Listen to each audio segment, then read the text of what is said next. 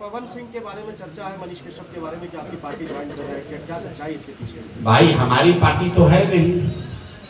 जैसे जैसे परिवार बड़ा होता है बहुत सारे लोग जुड़ना चाहते हैं।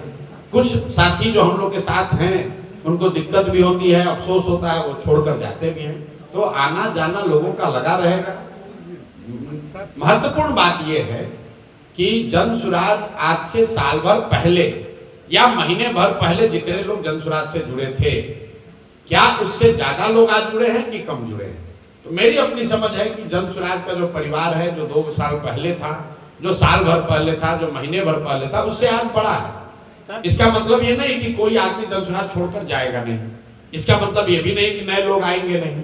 ये आने जाने का सिलसिला बना रहेगा। लेकिन महत्वपूर्ण यह है कि जनसुराज परिवार जिस तरह से शुरू हुआ था उससे आज सैकड़ों गुना बड़ा है। जेडीयू प्रवक्ता नीरज कुमार के द्वारा बार-बार जनसुराज के फंडिंग पर सवाल उठाते नजर आ रहे हैं। कब तक खोलेंगे सर? 243 जो सीट है जी, उसका पिटारा कब तक? पिटारा देख नहीं रहे, खुल रहा है। पिटारा खुलना शुरू हो गया है। आप वो सपेरों को देखें ना, पिटारा शब्द तो वहीं से आया है। तो बीन बजाना शुरू करते हैं तो सांप तो नीचे ही बैठा रहता है, वो हिलना डुलना शुरू करता है, फिर उठता है।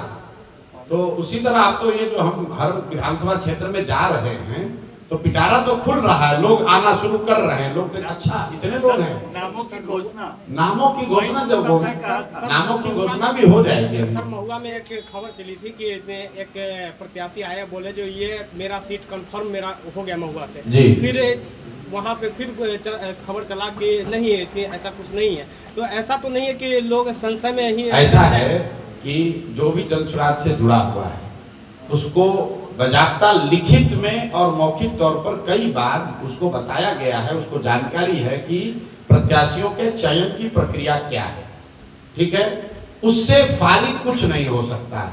और इतना तो बिहार के लोग जरूर समझते हैं 2-2.5 साल देखने समझने के बाद कि और कुछ भी हो, जनसुराज में टिकट बिक नहीं सकता।